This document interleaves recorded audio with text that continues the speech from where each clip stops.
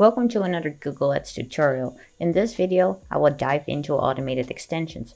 Automated extensions, as the name suggests, serve automatically without any action required from the advertiser. Now, clearly a system like that has one big benefit. It will save a lot of time.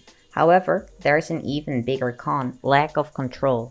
There also used to be the issue of lack of review and analysis, but as of a few months, Google is now displaying exactly what the system is doing. This has been a pain point for advertisers for a long time, so this is definitely a good move by Google to warm advertisers up to the idea of automation. So first things first, how do you find this in your account?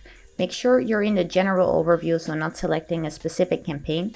Then under Ads and Extensions, you go to Extensions and you scroll all the way down. If it's necessary to scroll down, if you have not set up any extensions, it's still going to be at the bottom. So click on Automated Extensions. Now, there's nothing showing in my account right now, but this is where you'll be able to see the type of extension that's served and the date. To see all available automated extensions and to opt in or opt out from this screen, you can click on the three dots on the right hand side to go to the so-called advanced settings, which really isn't that advanced. As you can see, you simply get an overview, and if you open each one, there's nothing more than just an on or an off setting. This is an account level setting, so you cannot opt in for one campaign and opt out for another. So let's start at the top with dynamic sitelinks, callouts, and structured snippets.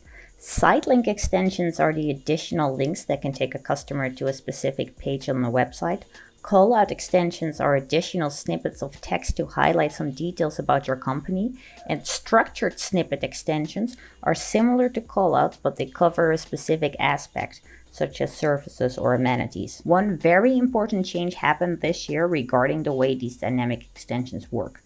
It used to be that if you had manual extensions set up, these would always trump dynamic extensions. So in theory, you wouldn't even need to turn them off if you had manual extensions to run instead.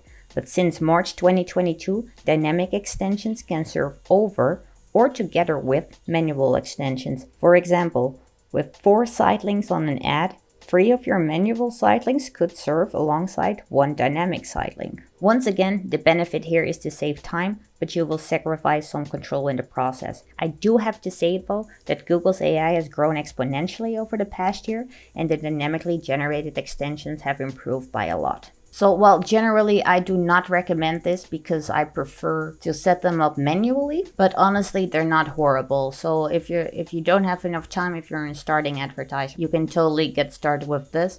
One thing that is very important is that your website needs to be technically sound, because to generate all of these extensions, Google is going to scrape your website, so to speak. And if you have terms on your website that make no sense or there's no structure, then they're not going to work as well. Then we have seller ratings, everybody's favorite automated extension. Seller ratings are the stars extension that show you the average ratings of reviews for the business. Once you have approximately 100 reviews for your business, this extension can serve automatically. You cannot set it up manually. If you want more details on how seller ratings work, be sure to check out my video dedicated to it specifically. Then next up we have longer headlines. Enabling the longer headlines extension allows Google to add an additional piece of text to your headline.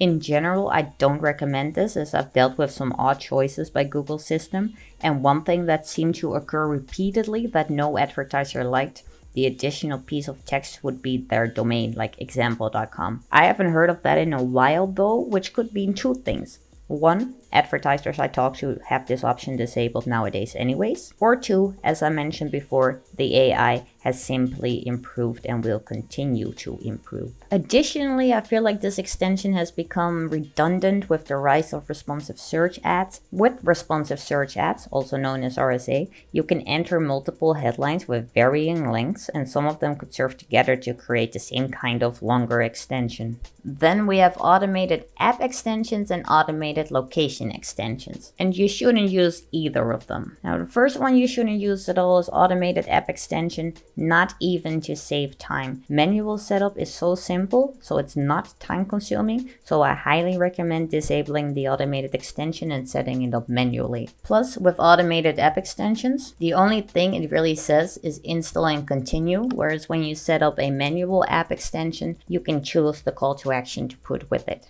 For automated location extensions, it's going to be very simple. Don't use it. Even Google recommends you set it up manually. And if Google itself recommends against using anything that's automated, run the hell away from it. So now you can see the end result here. The only thing I left on is seller ratings, and that's because there is no manual version of it. The dynamic sitelinks, callouts, and structured snippets you could use if you're new and trying to save time and just figuring everything out. Longer ad headlines I feel like is redundant, and automated app and location extensions just simply never use them. So that's it for this video. I hope you learned something interesting. If you have any questions, just drop them down in the comments below and I will do my best to assist you. On is seller ratings. Why is this not showing? Bad Google.